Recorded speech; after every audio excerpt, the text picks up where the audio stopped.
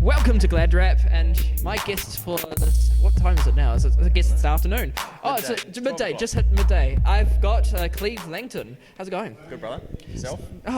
Pretty good. It was a good drive down here. Yeah, appreciate you coming down. Yeah, well, we like to support local talent, obviously, since we're all local and whatnot.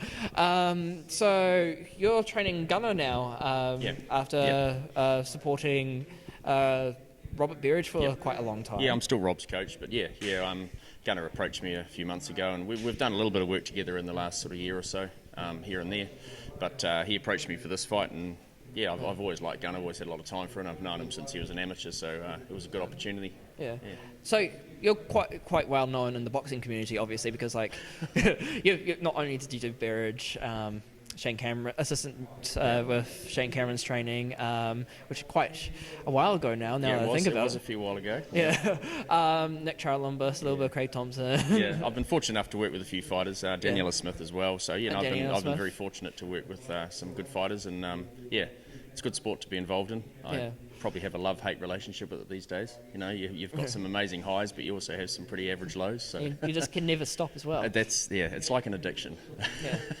So we're here at the beautiful Hit Fitness HQ, thanks to Cairo George. Yeah, I just want to put a shout out to Cairo. Thanks heaps for your help, mate, and letting us use your facilities. Cairo's been really, really helpful letting us spar here. He's also been a good sparring partner of Gunnar's over the last few weeks. So big ups to him, and big ups to the Hit HQ boys at the CNI Champs today. Oh yeah, that's right. The amateur champs down. That's the one. In Rotorua. Yeah. So You've trained Gunnar for a couple of months now. Yeah. What's different now that you've actually trained him, started training with him? Look, to be quite honest, I'd be a bit of an arrogant bugger to think that I'm going to make a huge amounts of change when he's had such a long career. But I'm just trying to. I try and instill basics into fighters. Getting that sort of 1% makes a big difference. Making sure your right hand's in the right position when you're hooking. See you guys. Thank you. Sorry. Look, I'm very big on basics. And hitting and not being hit.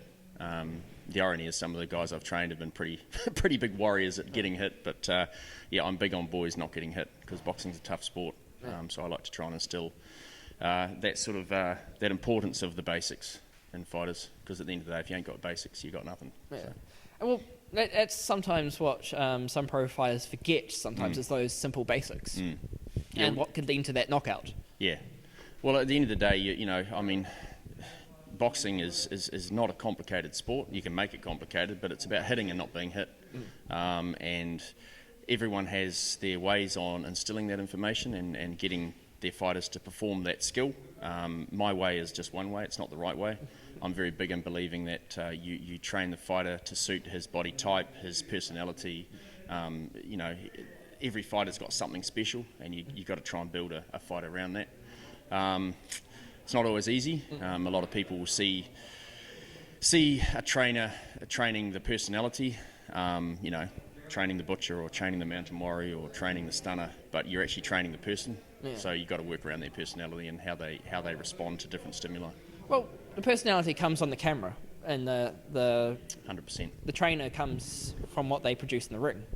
Apart from when I remember this one time when Andrei was carried by Daniel Maxwell halfway back through the ring, and he goes, So that's the little bit of personality. The personalities in boxing are definitely they stretch far and wide. I think it takes a bit of a special person to get involved in a full contact martial art of any sort.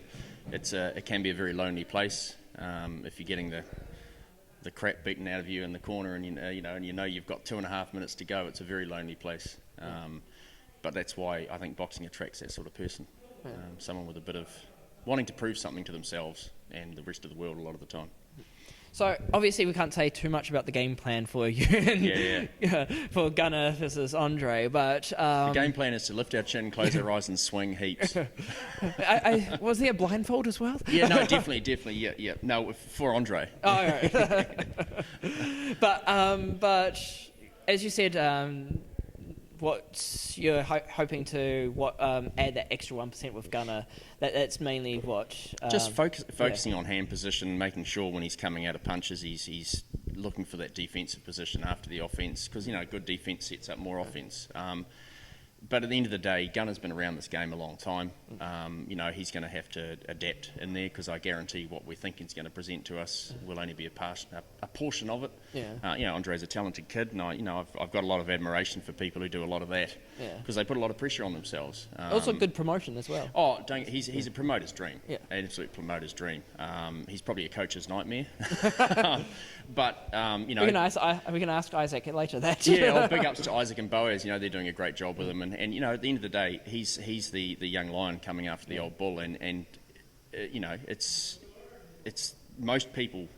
Andrei's the favourite, 100%, which is in my eyes is a good thing, because it takes the pressure off Gunnar. He's just got to go out there and do his thing. Andrei's created all the pressure on himself, so he's the one who's got to go out there and perform. So we'll just go out there and see what we can do. Give it a nudge. Okay. We've seen a few weaknesses in his game, but you know, there are a lot of strengths as well we've got to combat. So. Yeah.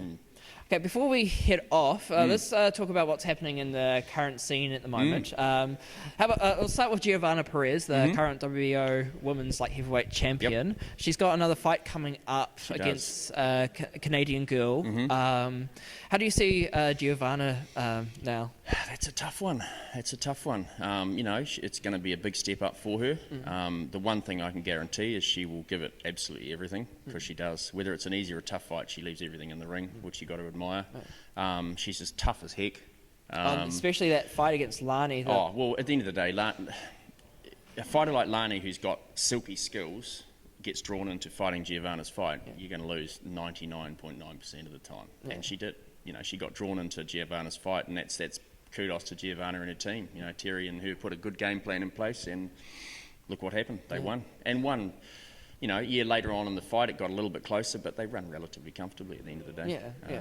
So, yeah. Another one, let's talk about Lani actually. She's fighting in 2 weeks as well against Tessa. They're hoping to rebuild her ranks as well, because I think she's 6th in WBA now, which is good on her. How do you see her? I think with Lani, it is Lani. Okay. I think the biggest thing with her is she's got to fight to her strengths, and she's a very slick fighter, and I think she needs to set that pace early on. Otherwise, she gets drawn in. You know, because she's an emotional person, she gets drawn into that scuffle, and that was her downfall against Giovanna. But boxing's all about styles, you know, and unfortunately for Lani, unless she sort of got her head on straight, Giovanna's probably going to beat her 9 times out of 10 just because her style. She's in your face the whole time. I mean, I've talked to guys who hate sparring Giovanna, you know, and, you know, we're meant to be stronger physically, meant to be, and she just eats people up because she's so aggressive and tough. I mean, well, Giovanna, she sparred Smiley, so exactly. But no, back to Lani. Lani, sorry, I think she'll do well, providing she can establish her range early on. The biggest thing with her is her jab. You know, when you're a fighter like that, you need a good jab, and that's what she didn't have against Giovanna. So. And we're talking about women boxing, because I'm very proactive about the women boxing. 100%. Ellery Malacia. I know Ellery well. Yep. You've helped train Ellery? Yeah, I've done a little bit of work with her in the past, but I've got a good relationship with Vasco, obviously being Rob's manager, so I have a lot of time for Vasco's fighters. Ellery's a good girl. Yeah, she's making a comeback later on this year. I believe so, yes. She's managed to she once reached up to the 5th place in WBA, was 4th on BoxRec at one point. She had some time off for personal reasons. We won't go into that. And she's hoping to not only reclaim the title, but also hit the international scene. 100%, yeah. Skill-wise, absolutely got it there. 100%. You know, she's tough, she's strong, she's fast. She's got the good David Tour style when she wants to use it, and you know that's a pretty proven style, to be fair. I think Ellery's biggest problem, like probably most pro fighters, is fighting yourself. She's got to beat herself. It's always the toughest fight as an athlete, particularly in a solo sport, is winning against yourself, and that's probably the hardest battle you fight in your life. So. Okay, 2 more. Which one do you suggest? David Light and... So I'm actually Dave's physio, and I know Dave very well. So there we go. David Light. Yeah. So David Light just won against a very tough Mark Flanagan. Great fight. It was a great fight. There were some people that were concerned about him taking the fight too early, but obviously it was the perfect timing. 100%, yeah. What do you see next for David Light? It's a tough one, because that was probably a genuine 50-50 fight. I was apprehensive for him Knowing that if Flanagan had established things early on, Dave was in for a long night. But I think the biggest thing with that fight was Dave's first round. He just set Flanagan on the back foot straight away, showed him a bit of his power and his speed, and made Mark quite wary of throwing. Mark's a multiple phase puncher. He'll throw first phase and then in your face again, and that's where Dave has struggled in the past. However, Dave and the team negated that to a T, and that first round just set the tone for the fight. Moving forward, I had heard a few whispers about a fight coming up, but I think that's fallen over, so I'm not really sure what he's got coming up yet. I don't think there's anything set in stone yet, but they are hunting hard out. It'd be difficult because it's not easy. He's at that certain stage now that it's all about the money. It's not just about the money for his opponent, the money for Dave as well, but also the sanctioning fees. 100%. It's a tough look. Anyone who's handled a fighter who's got sort of into that top 20 in the world knows it's tough. It's a tough game. You need good financial backers to help you out. And that ain't easy. Not everyone's willing to give money away. But Isaac's got a good head on his shoulders, and he's doing a good job with Dave. I'd like to see him get over to the States, but I also would like to see him fight here because I like to see him fight live. So exactly. If I'm being a bit selfish, I'd rather see him stay here. But look, Dave's he's a great kid, great guy. Christ, listen to me. I sound like I'm an old bastard. I am really, but no, he's a good guy, and he's got a big heart. And he works a massive work ethic. The S&C team that are doing the work with Dave is a good friend of mine, or two good friends of mine, Pip Thomas and Graham Green at Continuum Hub. They're doing a great job with Dave there with his S&C work. And yeah, no, he's tracking really well, and I'm really excited to see how he goes. Okay, and probably one more. We'll talk about one of the heavyweights. So obviously Joseph Parker currently is in the middle, in between negotiations with the next fight. We've got Junior Farr, who just came off a win, which was actually an interesting fight because he got knocked down, I think, in the first tough fight, and came back winning the fight. Got Hemir here that just won in Saudi Arabia. I think they're very... Smacked the crap out of some poor German dude. It was fantastic. Fantastic.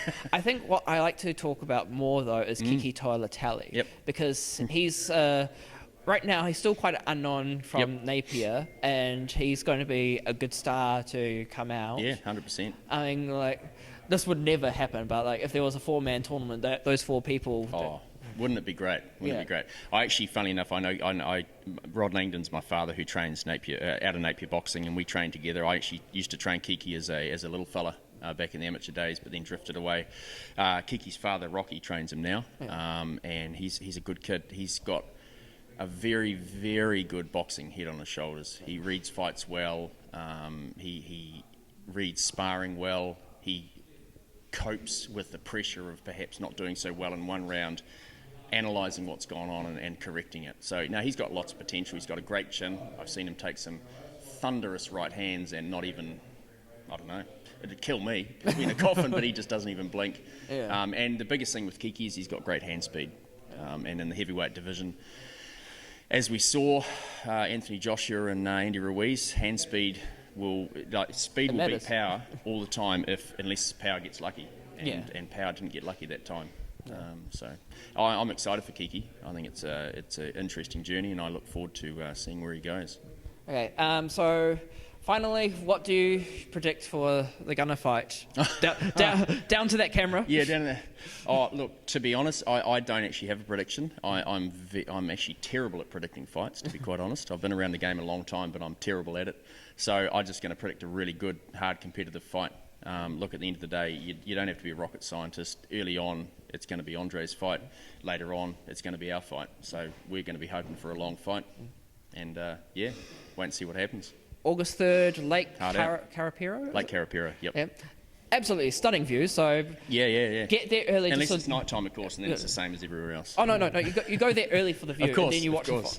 Unless it's raining, then it's shit. Then it's shit, And it's New Zealand, so it's quite likely it could be. Yeah, exactly. So, make sure you check that out. Thank you very much for the interview, and good luck to Gunnar. Thanks for the time, Gladrap.